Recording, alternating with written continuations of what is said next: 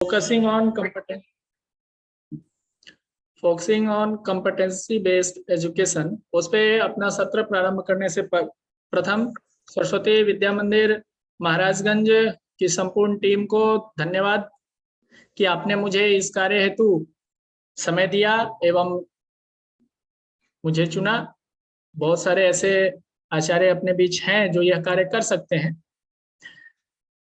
तो आगे बढ़ते हैं समय अधिक न लेते हुए। कॉम्पिटेंसी बेस्ड एजुकेशन आखिर ये है क्या, और सीबीएसई ने इसे अपने शिक्षण पद्धति में कब से जोड़ा और क्यों जोड़ा। तो स्टार्ट करते हैं हम। शेयरिंग ऑन करेंगे।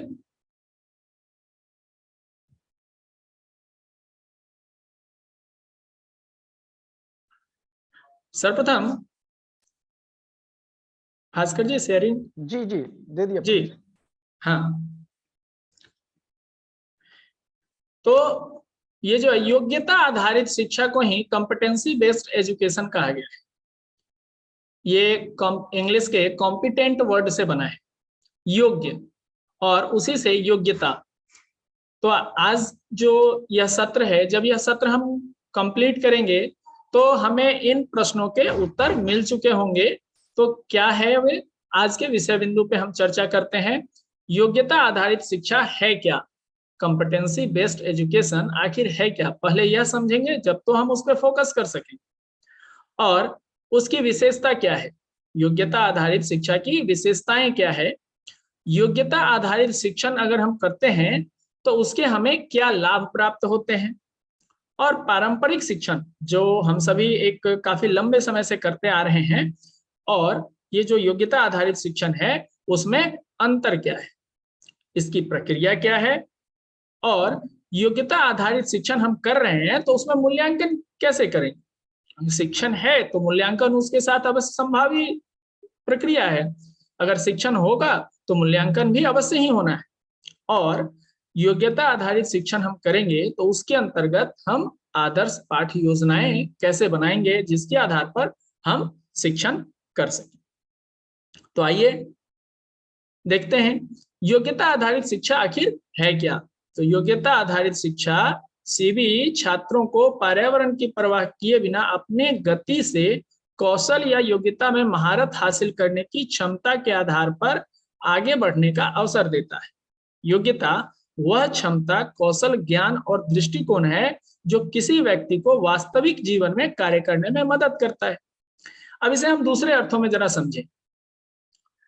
एक स्टूडेंट है जिसे क्लास में 90% मार्क्स आता है, परंतु जब हम उसे विद्यालय के किसी कार्य में लगाते हैं तो वह उसे अच्छे से नहीं कर पाता है। एक दूसरा स्टूडेंट, भैया बहन है, कोई बच्चा है जिसे नंबर तो कम आते हैं, वो एक एवरेज स्टूडेंट है, लेकिन जो अलग उसी सेम कार्य को जो एक अधिक नंबर लाने वाला बच्चा है नहीं कर पाता है, उसे वह बच्चा काफी अच्छे तरीके से कर सकता है। तो हम यह कहेंगे कि जो ये दूसरा वाला बच्चा है यह अधिक योग्य बच्चा है, क्योंकि हम सभी जानते हैं वर्तमान समय में जो भी डिग्रियां हैं वह डिग्री हमारे गेट पास हो सकता है कहीं, लेकिन हम कहीं बने रहें यह हमारी योग्यता पर निर्भर करता है। ठीक उसी प्रकार की योग्यता को डेवलप करने के लिए सीबीएसई ने अपने एकेडमिक सर्कुलर 67 में जो 2020 में उसने इशू किया था, उसने योग्यता आधारित शिक्षण को इम्प्लीमेंट किया, अपने विद्यालयों में प्रमुखता से करना शुरू किया। इसमें किन विषयों पर ध्यान दिया गया, तो ज्ञान, लर्निंग, कैसे सीखेंगे, और दूसरा था कौशल, स्किल का विकास करना, कौशल आधारित शिक्षा, और परफॉर्म, उसे प्रदर्शित करना कि हम बच्चों के सामने या फिर समाज में, शिक्षक हैं तो बच्चों के सामने, या बच्चे अगर सीखते हैं तो वे उसे अपने सीखे गए ज्ञान का प्रदर्शन कैसे करेंगे, और उस सीखे गए ज्ञान को प्रयोग कर अपने कार्य को कैसे संपादित करेंगे। और यह जो संपूर्ण प्रक्रिया होगी यह पूरी तरह से जॉयफुल होगी, कोई बर्डन लेकर काम को नहीं करना है। तो यह है योग्यता आधारित शिक्षण। अभी भारत में हम सभी जिस प्रकार के शिक्षण में हैं तो कोई डिग्री कोर्स अगर 3 साल का है तो 3 साल बच्चों को पढ़ना ही है। लेकिन जब हम बात करते हैं पश्चिम के देशों की, तो वहां पे क्रेडिट आधारित है। अपने यहाँ भी क्रेडिट शुरू हुआ है, लेकिन अभी उसमें अंतर है। वहां क्रेडिट क्या है कि 2 साल का अगर कोई कोर्स है और उसमें 20 क्रेडिट्स का वह कोर्स है और पासिंग मार्क्स 14 क्रेडिट है, मीन्स कि अगर 14 क्रेडिट लाना होगा बच्चे को, फिर उसे डिग्री मिलेगी। 2 साल का कोर्स है मीन्स 24 महीने। अगर कोई बच्चा 15 महीने में 15 या 16 क्रेडिट प्राप्त कर लेता है तो उसे डिग्री मिल सकती है। क्यों? क्योंकि वह योग्य है। जिस कार्य की डिग्री वह लेना चाह रहा है उस कार्य के प्रति उसने योग्यता हासिल कर ली है, तो उसे बाकी के 5 महीने वहां रहकर अपने समय को और अधिक उसमें नहीं लगाना है। जिस कार्य के लिए वह योग्यता हासिल करना चाहता है वह कार्य उसने कर लिया है। भविष्य में हो सकता है कि हमें भारत में भी यह प्रक्रिया देखने को मिले। अब आगे चलते हैं। तो इन सब चीजों से यह तय होता है कि योग्यता आधारित शिक्षा सीखने और निर्देशन का एक तरीका है। हम अगर शिक्षक अपने परिप्रेक्ष्य में इसे देखें तो योग्यता आधारित शिक्षा सीखने और निर्देशन का एक तरीका है जो कि विभिन्न सामग्रियों और कौशलों के साथ समझ और योग्यता सुनिश्चित करने के लिए लक्षित होता है, न कि समय के अनुसार निर्देशित उपलब्धि से। इसमें उपलब्धि की बहुत महत्वपूर्णता नहीं है। अभी वर्तमान में हम देखते हैं नंबर कितना आया, मार्क्स, उपलब्धि कितनी है। तो योग्यता आधारित शिक्षण में उस उपलब्धि को अधिक महत्व न देते हुए उसकी योग्यता को महत्व दिया गया है कि आखिर बच्चे योग्य कैसे बनेंगे कि जो शिक्षण हम देना चाह रहे हैं उसे वह अपने जीवन में प्रयोग कर सकें और योग्य बन सकें। इसकी विशेषताएं क्या हैं? अब आते हैं कि अगर इतनी योग्यता आधारित शिक्षा है तो इसकी कुछ तो विशेषताएं होंगी जिस कारण इसे प्रयोग किया गया। तो विशेष उद्देश्य, उसकी विषय वस्तु, शिक्षण विधि और मूल्यांकन प्रक्रिया, ये इसकी विशेषताएं हैं। हम इन सभी जो 4 विषय हैं इसे एक एक कर देखेंगे कि क्यों ये जो 4 चीजें हैं यह योग्यता आधारित शिक्षा को महत्वपूर्ण बनाती हैं। योग्यता आधारित शिक्षा के विशेष उद्देश्य, तो ये प्रायोगिक है। कैसे? तो दैनिक जीवन में काम आने वाली प्रायोगिक तथा व्यावसायिक योग्यताओं का विकास करता है योग्यता आधारित शिक्षा। अब कैसे? अब हम गणित पढ़ा रहे हैं, गणित है, बच्चे समझ रहे कि हाँ ये एरिया है, ये ऐसे एरिया निकलता है, ऐसे टोटल सरफेस एरिया निकल रहा है। परंतु अगर हम उसे दैनिक जीवन में भेज दें कि ये देखो ये घर बन रहा है, जाओ यहाँ का जो छत है इसका एरिया कितना होगा, अब पता चला उसे फीता ही पकड़ने नहीं आ रहा है, वह माप नहीं ले पा रहा है। तो यह कैसे? तो योग्यता आधारित शिक्षा कहती है कि नहीं, उसे प्रयोग करके सीखना है। एक अभी इस प्रशिक्षण के दौर में आप सभी देख रहे होंगे एक और विषय आया होगा आपकी नजरों में, एक्सपीरियंशियल लर्निंग, करके सीखना है, एक्सपेरिमेंट करके सीखना, वो ये योग्यता आधारित शिक्षा का एक पार्ट है, एक भाग वह भी है।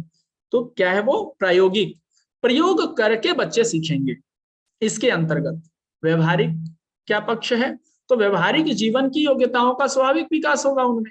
अगर वे दैनंदिन कार्य में जो भी वह कार्य कर रहे हैं उसमें अपने पढ़े गए विषयों का प्रयोग करेंगे तो उनका व्यवहारिक ज्ञान बढ़ेगा। छोटे बच्चे हैं, हमें रुपए पैसे पढ़ाने हैं, कितने रुपए होते हैं, कितने पैसे हैं, और सिर्फ हम उन्हें पेपर पे पढ़ा रहे हैं। अगर उन्हें व्यवहारिक ज्ञान देना है तो ऐसा कर सकते हैं क्या? 100 रुपए दिया और बोला कुछ 2-3 छोटी छोटी वस्तुओं की सूची दी और अपने साथ लेकर गए और दुकान पर कहा कि चलो तुम इन सामानों को खरीदो और उसके पैसे गिनती करो और फिर पैसे दो और वापस पैसे लो। तो इस प्रकार से व्यवहारिक ज्ञान भी इसी शिक्षण के अंतर्गत आता है। स्वानुभव से जनित ज्ञान, बच्चे अगर प्रैक्टिकल करेंगे तो उन्हें कुछ ना कुछ अनुभव जरूर होगा। हम एक बेलन के एरिया निकालने का या बेलन के विषय में मैथ में पढ़ा देते हैं, वो तो एक यूनिफॉर्म होता है।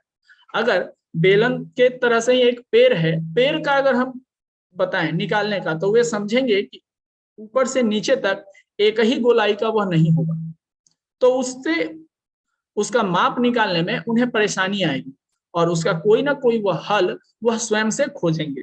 तो ये जो उनका ज्ञान होगा यह परमानेंट ज्ञान होगा। तो योग्यता आधारित शिक्षा यह भी कहती है कि बच्चों को स्व अनुभव से भी ज्ञान अर्जित करने दें, वे अपने अनुभव से ज्ञान अर्जित करेंगे। इसमें गौणता क्या है, किस चीज को गौण कर दिया गया, तो योग्यता आधारित शिक्षण में विषय वस्तु की भूमिका गौण होती है। विषय वस्तु, इससे पहले हमने कहा कि मुख्य अभी वर्तमान समय में क्या है कि हम सिर्फ मार्क्स आधारित शिक्षण पे ध्यान दे रहे हैं। अंक, कितना अंक प्राप्त किया, थ्योरी पढ़ लेना है, थ्योरम याद कर लेना है, उसे प्रूफ कर देना है। तो योग्यता आधारित शिक्षण में इन चीजों को गौण किया गया है, समाप्त नहीं किया गया है। अंतर समझ लेंगे हम सभी, गौण किया गया है मीन्स कि उसके महत्ता को थोड़ा कम किया गया है, विशेष ध्यान उसके योग्यता विकसित करने पर दिया गया है।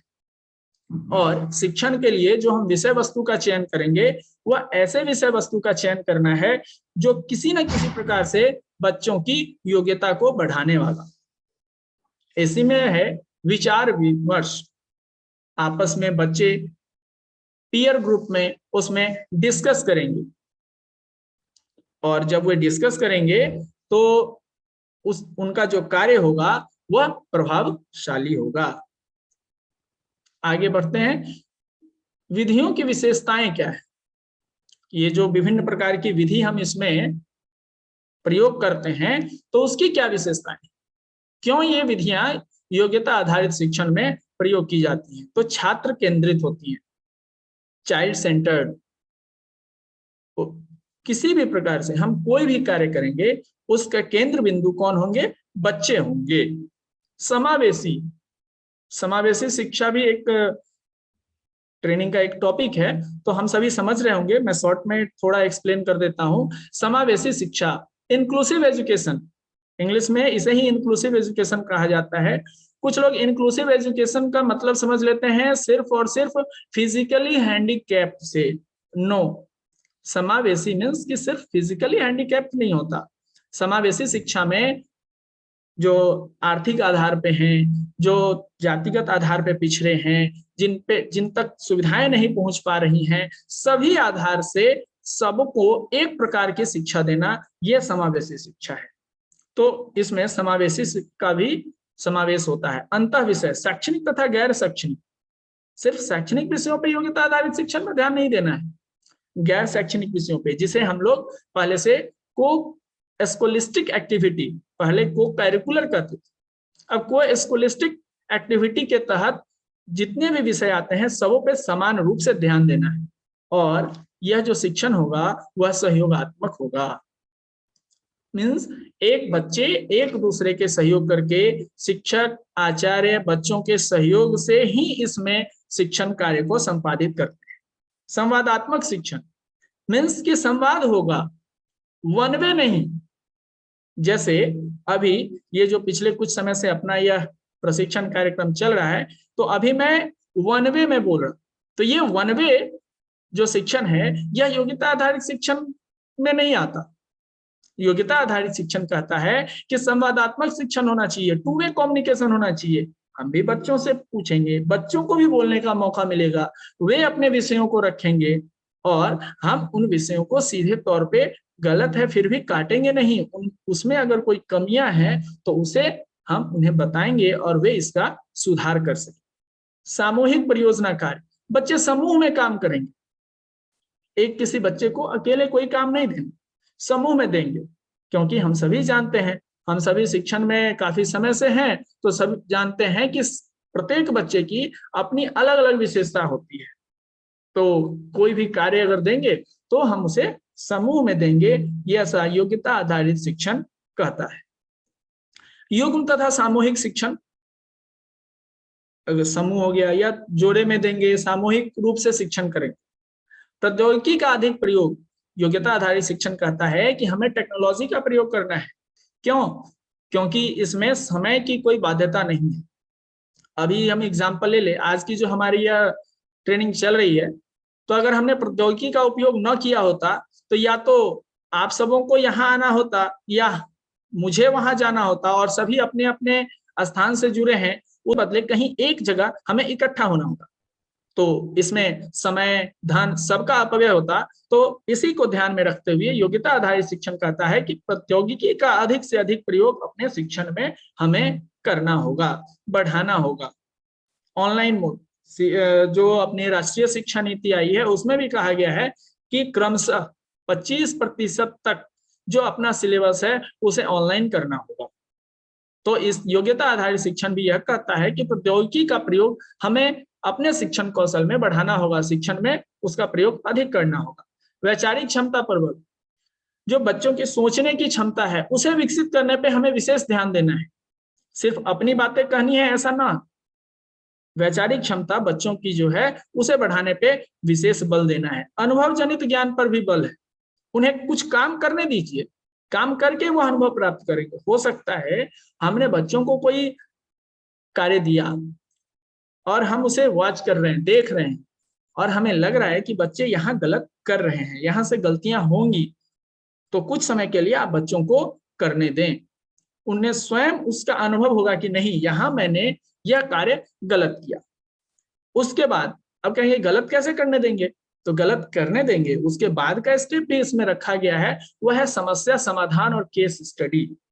जब बच्चे गलत कर लेंगे तो उनका परिणाम सही नहीं आएगा, फिर आप उनके समस्या का समाधान कीजिए और उन्हें बताइए कि आप अपने पूरे केस जो आपने किया है उसका पुनः से निरीक्षण कीजिए, केस स्टडी। फिर उन बच्चों को स्वयं पता चलेगा कि उन्होंने कहाँ गलती की, और फिर जब आप उसका समाधान करेंगे तो इससे जो योग्यता मिलेगी या इससे जो बच्चों को ज्ञान मिलेगा यह लंबे समय तक रहेगा। और इसके बाद आता है प्रस्तुतिकरण। अब बच्चों को कहिए कि आप अपने सामने, अपनी कक्षा के अन्य बच्चों के सामने, कक्षा में, समाज में वो इसका प्रस्तुतिकरण कर सकेंगे। यह कोई जरूरी नहीं है कि प्रस्तुतिकरण तत्क्षण हो, इस काफी समय के बाद भी यह प्रस्तुतिकरण हो सकता है। मूल्यांकन, योग्यता आधारित शिक्षा में मूल्यांकन कैसे होगा, तो प्रदर्शन आधारित, चिंतन क्षमता, संवेदी कौशल, गतिविधि संबंधित, विश्लेषण क्षमता का आकलन।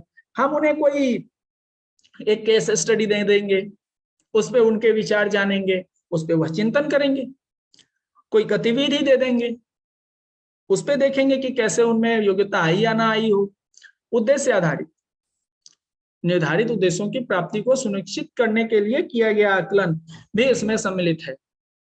हमने उद्देश्य जो तय किया था उनके शिक्षण प्रारंभ करने से पहले उस उद्देश्य को प्राप्त करना भी इसका उद्देश्य, मूल्यांकन पद्धति का उद्देश्य है। मूल्यांकन परिणामों की सुनिश्चितता, अब हमें यह सुनिश्चित करना पड़ेगा कि इसमें निर्धारित मानकों का प्रयोग किया गया या नहीं किया गया, और हमने अगर इसके मूल्यांकन में निर्धारित मानकों रूब्रिक्स का प्रयोग किया है तो बच्चों ने अपनी योग्यता का प्रदर्शन किया या नहीं किया। अगर बच्चों ने अपनी योग्यता का प्रदर्शन किया तो हमारा मूल्यांकन और हमारा योग्यता आधारित शिक्षण पूर्ण माना जाएगा। अगर बच्चों ने योग्यता का प्रदर्शन न किया तो हमें इस पर पुनः कार्य करने की आवश्यकता पड़ेगी।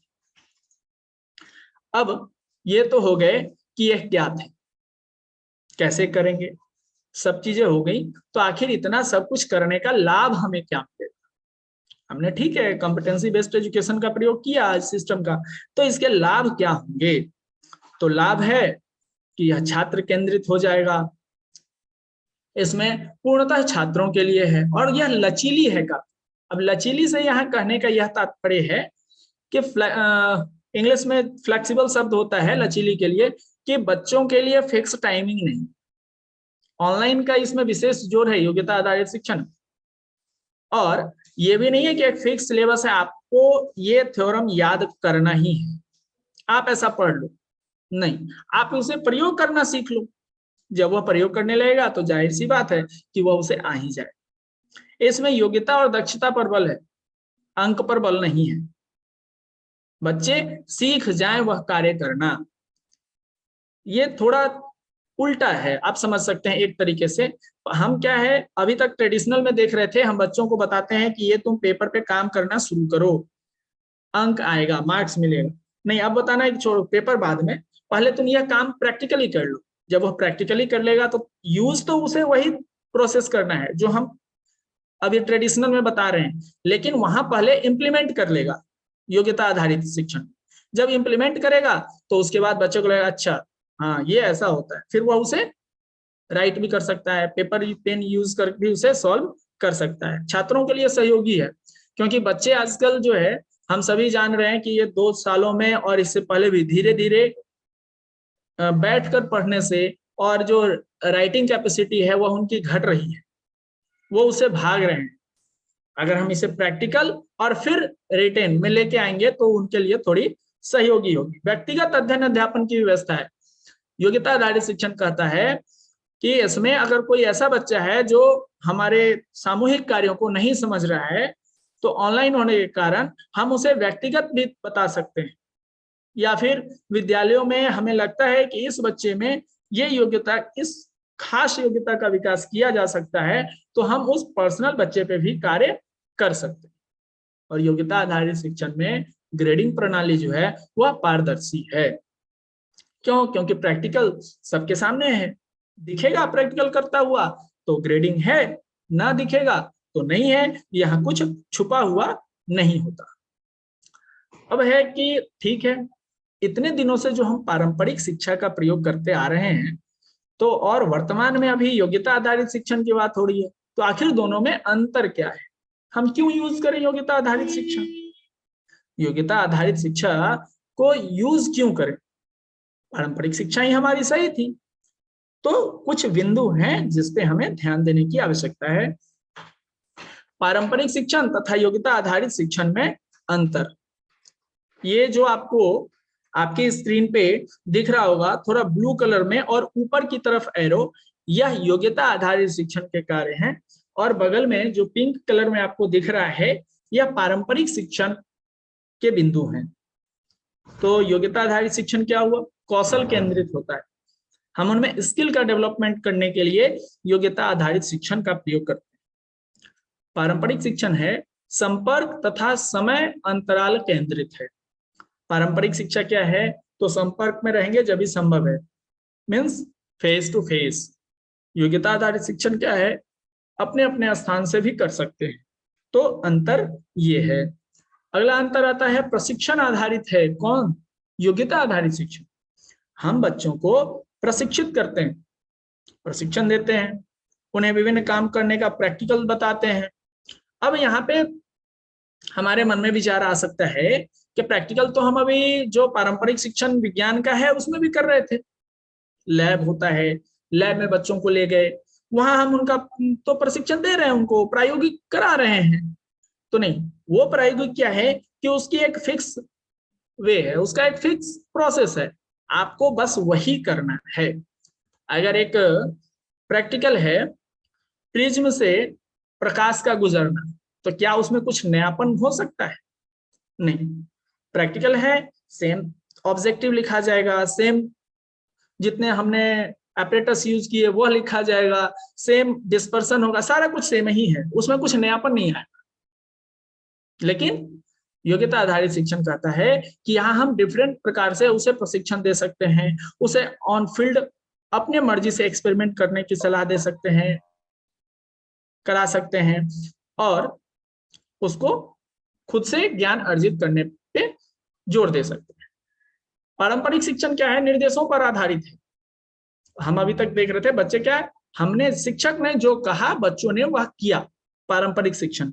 योग्यता आधारित शिक्षण क्या है? बच्चे स्वयं से भी कर सकेंगे। अगले बिंदु की ओर बढ़ते हैं। योग्यता आधारित शिक्षण क्या है? कहीं भी कभी भी ऑनलाइन मोड में भी संभव है, या कहीं भी दिया जा सकता है, और कभी भी, जैसे एग्जाम्पल अभी चल रहा है हमारा, आज रविवार है, सभी अपने अपने घरों पे है और हम अपने कार्य को संपादित कर रहे हैं। पारंपरिक शिक्षण में क्या है कि कक्षा कक्ष की बाध्यता है, कक्षा कक्ष में बच्चे आएंगे, शिक्षक भी आएंगे, फिर शिक्षण प्रक्रिया आगे बढ़ेगी। तो यह दोनों में एक अंतर है। पारंपरिक शिक्षण तथा योग्यता में अंतर है, मितव्ययी है योग्यता आधारित शिक्षण। कहीं कोई क्लासरूम बनाने की जरूरत नहीं है, अपने अपने घरों से हो सकता है।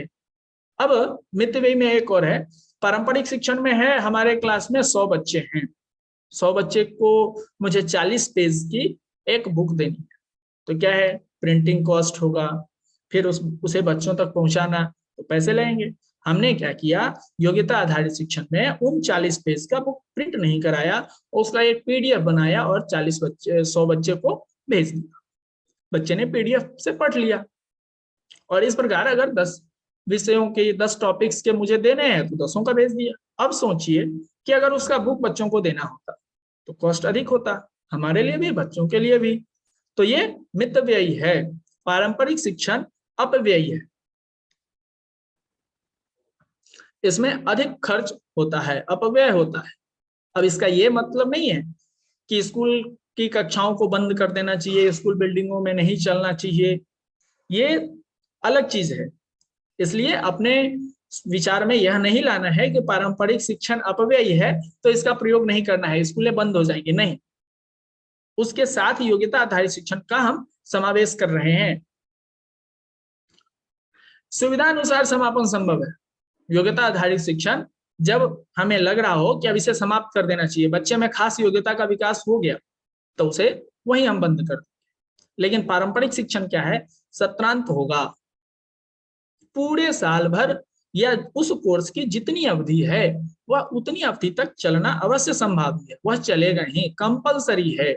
क्या ऐसा है क्या कि जैसे नवंबर में, हाँ, इस बच्चे ने क्लास 9th का और 10th का जिसमें भी है वो, उसने सभी विषयों के सिलेबस को पूर्ण कर लिया है, और हमने क्या किया, नवंबर में उसे डिग्री दे दी और वह एकादश में चला जाए, 9 में है तो 10th में चला जाए।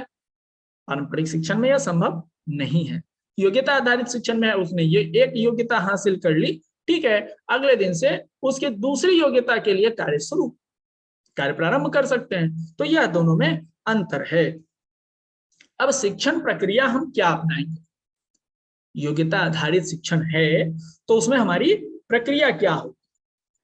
इतने समय से हम इस पे चर्चा तो कर रहे हैं, लेकिन इसमें आखिर प्रक्रिया कौन सी अपनाएं।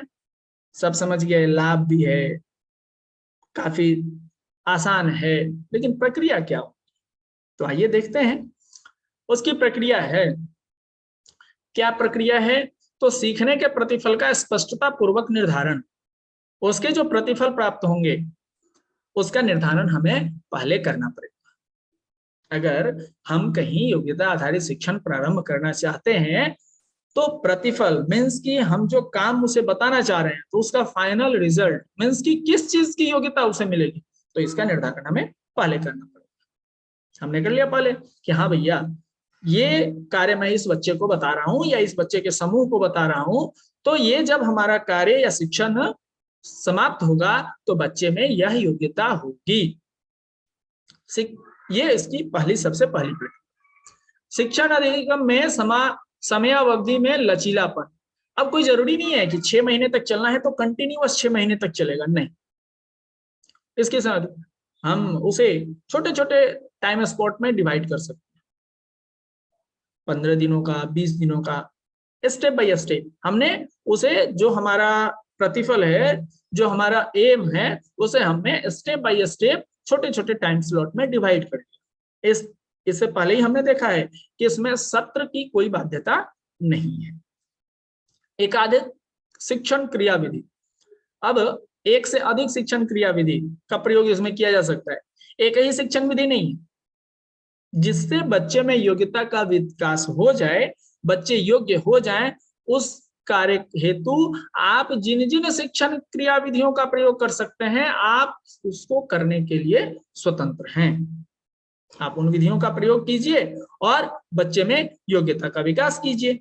रोचक तथा विविध विषय वस्तु, जाहिर सी बात है, प्रैक्टिकल हम सबों को अच्छा लगता है तो रोचक तो होगा ही, और यह पूरी शिक्षण प्रक्रिया ही है जो बेसिकली करके सीखने पे आधारित है। योग्यता का विकास तो वह तो रोचक होगा ही, और विषय वस्तु भी अलग अलग होगी, क्योंकि योग्यता तो किसी एक प्रकार की विकसित करनी नहीं होगी हमें बच्चों में, विभिन्न प्रकार की योग्यताएं, तो विषय वस्तु भी विविध होगी। मानक संदर्भित परीक्षण, परीक्षण जो होगा, हमारा मूल्यांकन जो होगा, उसका एक स्पष्ट मानक होगा। ऐसा नहीं है कुछ भी आ जाए, थोड़ा भी सीखा नहीं, आखिर हमें कोई योग्यता है तो उसका कोई मानक तो होगा। हम अपने ही विषय में बात कर लें थोड़ा।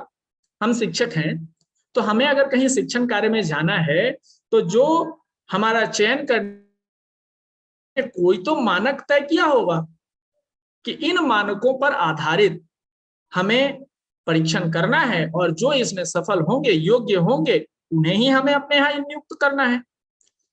तो हम जो इस शिक्षण प्रक्रिया में मानक तय करेंगे, परीक्षण तय करेंगे, उसका एक मानक सेट होगा, बॉर्डर लाइन, कि आखिर मिनिमम कितनी योग्यता उसमें होनी चाहिए।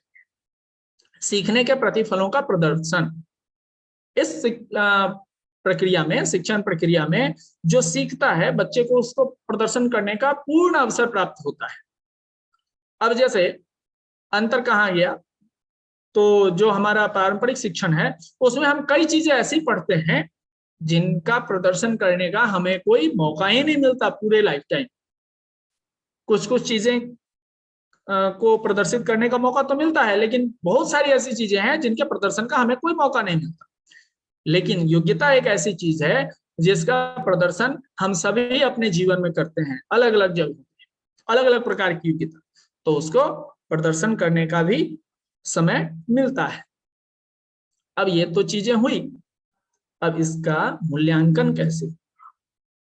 हमने शिक्षण भी कर लिया, इसके लाभ भी जान गए, अब हम इसका मूल्यांकन कैसे करें कि बच्चों में योग्यता का विकास हुआ या न हुआ। इस शिक्षण कौशल में मूल्यांकन कैसे होगा, तो आइए देखते हैं।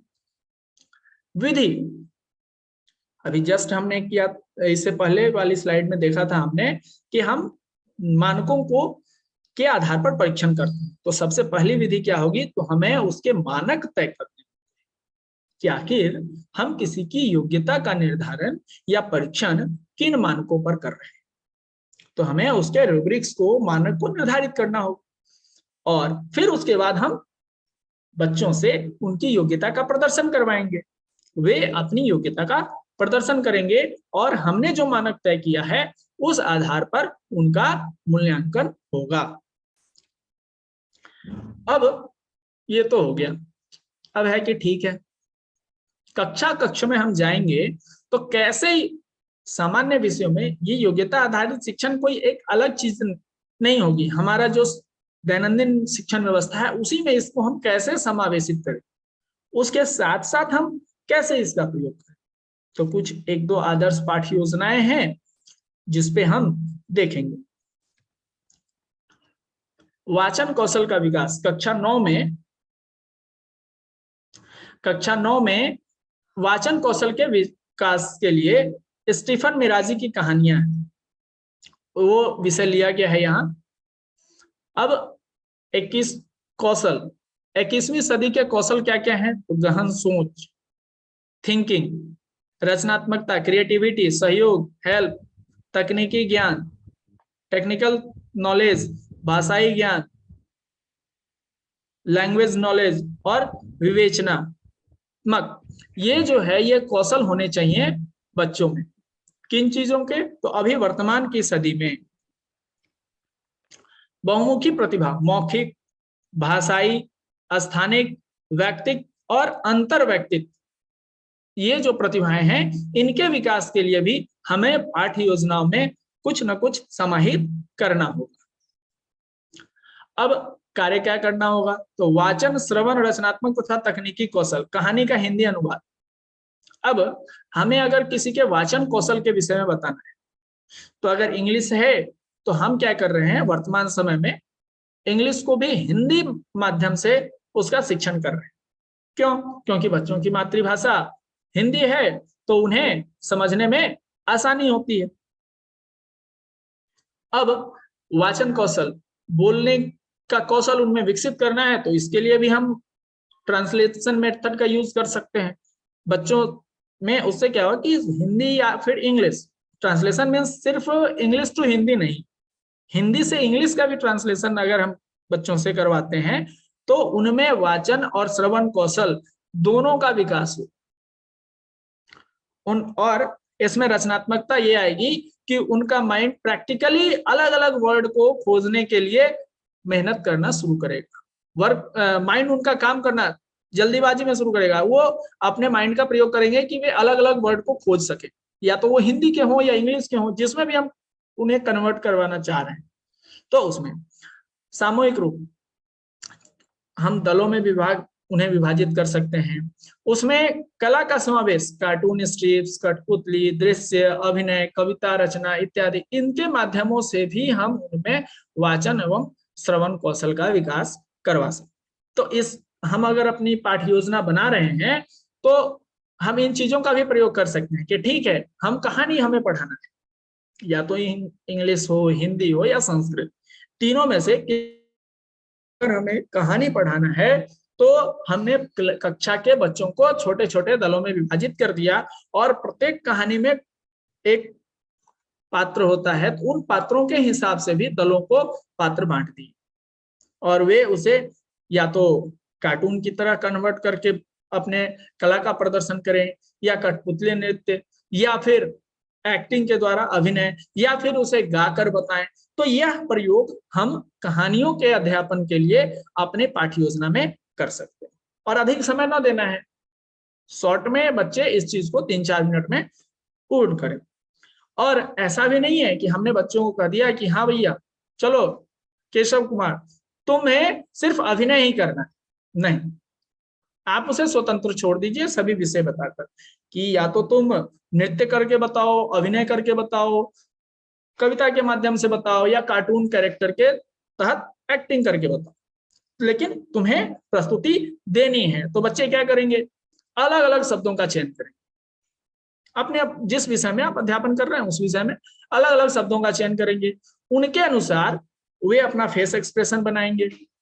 वाक्य बनाया तो वाक्य में वे विभिन्न पंक्चुएशन मार्क्स का यूज करेंगे, और उसमें कहीं उनसे कोई गलतियां हो रही है तो हम उसमें सुधार करेंगे।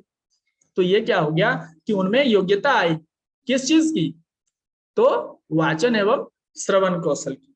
हमने पढ़ाया क्या, अपना विषय, लेकिन उनमें योग्यता कौन सी विकसित हुई, तो वाचन और श्रवण कौशल। अब ऐसे शिक्षण का उद्देश्य क्या होगा, छात्र प्रभावी तथा कुशल संवाद करने तथा नवीन शब्दावली का प्रयोग करने में सक्षम होंगे। हमने पहले ही अपना एम ही रखा था पाठ्य योजना में कि हमें क्या करना है, तो उन्हें वाचन और श्रवण कौशल का विकास करना है। तो ये जो प्रक्रिया थी इसके द्वारा उनमें इसकी योग्यता विकसित होगी, तो इसका प्रयोग हम कर सकते हैं। और इससे अभी तक क्लियर हो सका है कि योग्यता आधारित शिक्षण कोई एक अलग से शिक्षण नहीं है। हम जिन विषयों का शिक्षण कर रहे हैं उनमें ही बच्चों में योग्यता विकसित करनी है, अलग प्रकार की। अब लर्निंग आउटकम क्या होगा, हमने ये जो पाठ्य योजना बनाई और हम ऐसा काम अगर करते हैं अपने लैंग्वेज की कक्षाओं में, तो क्या इसका आउटकम आएगा, कम से कम 3-4 शब्द तो वह जरूर सीखेगा। क्यों, स्वयं से नहीं, दूसरे बच्चे जो करेंगे तो उनसे भी तो सुनकर वह सीख सकता है। अगर किसी बच्चे ने एक शब्द का प्रयोग कर लिया तो बच्चे एक दूसरे से कॉम्पिटेंट होते हैं, उनसे अच्छा करने के लिए वे उसी शब्द का पर्यायवाची शब्द में प्रयोग करेंगे, और प्रत्येक शब्द का कम से कम कुछ न कुछ पर्यायवाची शब्द जरूर वे सीख पाएंगे। और सामूहिक कला का भी उनमें विकास होगा, सामूहिकता का विकास होगा। तो ये सब चीजें जो है, ये योग्यताएं हैं, ये उनमें विकसित होंगी। वाचन कौशल उनमें आएगा 4 प्रकार का। अगर आप उन्हें कहते हैं बोलने के लिए, तो उनमें आएगी धारा प्रवाहता, वे फ्लुएंटली बोल पाएंगे, और विभिन्न प्रकार की शब्दावली उनके पास आएगी, उनकी डिक्शनरी भरी होगी, उनका व्याकरण सही होगा, उनकी उच्चारण शुद्धता जो है वह सही होगी, वे शब्दों का उच्चारण सही से कर पाएंगे। हम देखते हैं अपनी कक्षाओं में बहुत सारे बच्चे होते हैं जो काफी अच्छे होते हैं, लेकिन जब उन्हें आप पुस्तक लेकर पढ़ने को कहते हैं तो उनमें उच्चारण वो अच्छे से नहीं कर पाते। तो यह इस प्रकार का अगर हम पाठ्य योजना और अपने कक्षाओं में प्रयोग करते हैं तो उनमें ये चारों कौशल का विकास होगा। तो यही है योग्यता आधारित शिक्षण। हमें कोई अलग से कक्षा इसके लिए नहीं चलानी है, हम अपनी हिंदी की कक्षा ले रहे हैं, इंग्लिश की कक्षा ले रहे हैं, संस्कृत की कक्षा ले रहे हैं, उनमें इन योग्यताओं का विकास करो। समय सीमा, छात्रों ने छोटे समूह में कार्य किया और अपने मूल्यांकन पैटर्न को भी चुन लिया, और हमने उन्हें समय सीमा दी थी, उसी में उन्होंने उस चीज को परफॉर्म किया। तो ये एक बहुत बड़ी योग्यता है कि अपने टाइम ड्यूरेशन को फॉलो करना। बच्चे खेल में बहुत ज्यादा ध्यान देते हैं, हम सभी भी। अभी पुनः आईपीएल शुरू होने वाला है, 2020 का आजकल समय चल रहा है, और हम जानते हैं 2020 में एक नियम आया है कि अगर आपने जो तय समय में अंतिम ओवर नहीं शुरू किया तो आप पे रेस्ट्रिक्शन लग जाते हैं। तो इस तरह से अगर हम उनसे समय सीमा के प्रति पाबंद होने के लिए इस प्रकार के अगर एग्जाम्पल देंगे जो उनका रियल लाइफ है, वो देखते हैं सबसे ज्यादा खेल के प्रति, तो हो सकता है कि वे समय सीमा की महत्ता को समझ सकेंगे। और हमने उन्हें भी समय दिया कि नहीं, तुम्हें 4 मिनट में ही पूर्ण करना है, 40 मिनट की कक्षा है, 4 मिनट में तुम्हें पूर्ण करना है, फिर आगे भी कक्षा चलनी है। तो इस प्रकार वे समय सीमा की महत्ता भी समझ सकेंगे। शिक्षण विधि, ये शिक्षण विधि जो है, ये कौन सी शिक्षण विधि प्रयोग की गई, तो सहयोगात्मक अध्ययन। इसमें आपको हमने बच्चे को प्ले करने के लिए दिया, कठपुतली के विषय में दिया और कविता के लिए दिया, तो उसमें बच्चों के अलग अलग सुझाव आएंगे, उनके मत अलग हो सकते हैं, उनकी कल्पनाएं अलग हो सकती हैं, उनकी अवधारणा, तर्क, योजना, अनुमान सब कुछ अलग अलग हो सकता है। कोई एक फिक्स पैटर्न नहीं होगा। कहानी सभी बच्चे अपने अपने अनुभव के आधार पर, अपनी अपनी कल्पना के आधार पर यह अनुमान लगाएंगे कि लेखक इसमें क्या कहना चाह रहा है। तो ये क्या है, तो सहयोगात्मक अध्ययन। इस प्रकार सभी बच्चों की अलग अलग मत आएंगे, तो बच्चों को एक दूसरे के विषय में या उसके विषय में सुझावों को समझने में आसानी होगी। अब पूछताछ आधारित अध्ययन। पूछताछ आधारित अध्ययन, इसमें क्या है कि चर्चा कर सकते हैं बच्चों से, या बच्चे आपस में ग्रुप बना दिया, वे आपस में चर्चा करेंगे। चिंतन, वो बैठ के इस पे सोचेंगे कि आखिर इस कहानी में कहना क्या चाह रहा है लेखक, या यह जो कविता है इसके भाव क्या हैं। प्रश्न, उनमें प्रश्न उत्पन्न होंगे उनके मन में, वे उसके उत्तर खोजना चाहेंगे, और जब वह उत्तर खोजेंगे तो कुछ न कुछ वे कंस्ट्रक्टिव अगर थिंकिंग होगी, हमने उसे बनाया होगा, तो कुछ न कुछ नया सृजन होगा, निर्माण होगा और रचना करेंगे। अब ये क्या हो गया, तो ये एक तरह से जब हम इन सबों को एक तरह कंबाइंड करेंगे तो एक मिश्रित प्रणाली की शिक्षा विकसित हुई। यह था कक्षा शिक्षण और ई लर्निंग जो हमने कॉम्पिटेंसी बेस्ड के थ्रू इंप्लीमेंट किया, तो यह हो गई मिश्रित प्रणाली की शिक्षा। अब सक्रिय शिक्षण, इसमें हम एक और कर सकते हैं प्रयोग, सीखने को जीवन के वास्तविक स्थिति से जोड़ना। हमें कोई कहानी है, उसमें कोई कैरेक्टर है या विज्ञान है, उसमें हम कुछ पढ़ा रहे हैं, तो उसे जो वास्तविक स्थिति है उससे हम जोड़ेंगे। इसके लिए भी इसका प्रयोग कर सकते हैं। कक्षा से बाहर सीखना, कभी कभी बच्चों को कक्षा से बाहर ले जाएंगे। बच्चे हैं, आज पता है हाँ ये रेलवे स्टेशन होता है या पोस्ट ऑफिस है, बच्चे को आज तक पोस्ट ऑफिस पता ही नहीं। पोस्ट बॉक्स लाल डब्बा, उसने बुक में पिक्चर देखा, बस वह इतना ही जानता है। हम उसे ले जा सकते हैं, छोटे बच्चे हैं तो पोस्ट ऑफिस ले गए, बताया कि हाँ ये देखो ये है पोस्ट बॉक्स, ये है पोस्ट मास्टर, तो उसने कहा अच्छा यह। उसमें क्या हुआ कि वो समझा कि नहीं पोस्ट ऑफिस जाकर काम करना आसान है। क्या हम उसे किसी थाने में ले जा सकते हैं दिखाने के लिए, नहीं तो बच्चे में भय कि नहीं पुलिस थाना बहुत बेकार जगह। नहीं, हमें अपने हेल्प के लिए अगर उनके पास जाना है तो हम ये बच्चों को सिखा सकते, रोल प्ले भी करा सकते। हमने किसी कैरेक्टर का एक रोल उन्हें दिया कि तुम इसे प्ले करो, तो बच्चे उसके विषय में जानना चाहेंगे। यह स्वाभाविक गुण है कि हम जिसका भी रोल प्ले करने के लिए, एक्टिंग के लिए देते हैं, तो उसके विषय में वे अध्ययन करेंगे, जानेंगे। तो हमें इसमें एक सावधानी बरतनी होगी कि हम जिनके भी रोल प्ले का दे रहे हैं तो वो कोई ना कोई एक योग्य व्यक्ति का दें, अयोग्य व्यक्ति के रोल प्ले करने के देने की जरूरत नहीं। तो उसके विषय में वो जानेंगे, और जब जानेंगे तो उनके व्यक्तित्व से प्रभावित होंगे। समूह अध्ययन के लिए भी हम प्रेरित कर सकते हैं, आपस में समूह एक दूसरे की सहायता करके। और सामूहिक गतिविधि, प्रोजेक्ट, ग्रुप वर्क के द्वारा भी हम यह कार्य कर सकते हैं। अब इसके लिए और हम क्या करेंगे, तो मिराजी की 6 कहानी है, तो उसको अलग अलग आप इसके, ये एक सिंपल एक एग्जाम्पल है, आप उसके अनुरूप अपने विषय से भी चुन सकते हैं, कोई जरूरी नहीं है, ये सिर्फ एग्जाम्पल के लिए सेट है। तो लिंक अलग अलग समूह में दीजिए। बच्चों का जो हमने अभी समूह बनाया था, तो उन समूह में हम अलग अलग भाग भी दे सकते हैं, अलग अलग कहानियां दे सकते हैं उसे।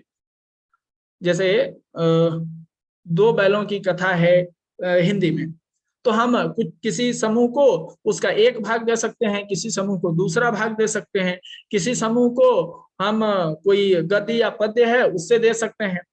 तो इस तरह से हम अलग अलग दे सकते हैं। कला के समावेशन हेतु विभिन्न कलाओं पर चर्चा, कार्टून, स्ट्रिप्स, तो ये हमें उन्हें पहले बताना पड़ेगा, तो उसकी भी चर्चा हम कर सकते हैं। और पर्यायवाची शब्द उन्हें बताना कि अगर कोई एक शब्द किसी ने यूज कर लिया तो तुम्हें उस शब्दों का प्रयोग नहीं करना है, तब वो पर्यायवाची शब्दों को खोजेंगे। नहीं तो एक शब्द आ गया बस वो उसी को ढो रहे हैं, वही चल रहा है, तो नहीं, उन्हें बताना है कि जो एक शब्द प्रयोग हो गए तो कोशिश करो कि उसके पर्यायवाची शब्दों का प्रयोग करो, और जो गतिविधि उन्हें चुननी है उसी के अनुरूप वह कहानी को प्रस्तुत करेंगे।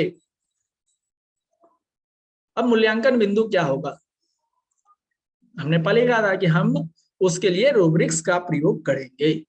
तो उचित शब्दावली के प्रयोग पर भी हम अंक दे सकते हैं, उच्चारण पर अंक दे सकते हैं, धारा प्रवाहता कितनी थी और प्रस्तुतिकरण कितना था, तो इस प्रकार से हम अंकों का विभाजन कर सकते हैं।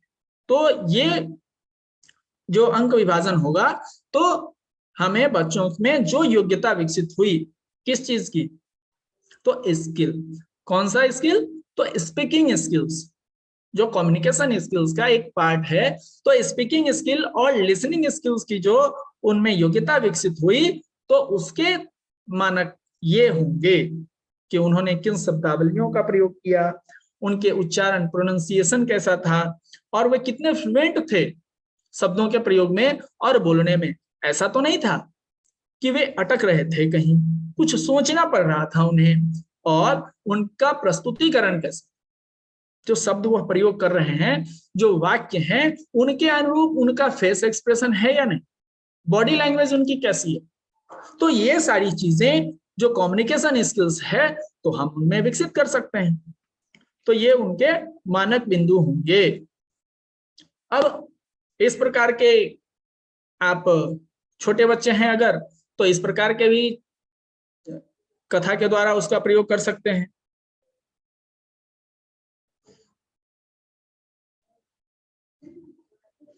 इस प्रकार के कथा के द्वारा उनका आप उनको बता सकते हैं कहानियां, चार्ट, क्योंकि चित्र कथा जो होती है वो बच्चों को ज्यादा अच्छे तरीके से समझ में आती है, वे उसमें इंटरेस्ट दिखाते हैं, तो आप इनका भी प्रयोग कर सकते हैं।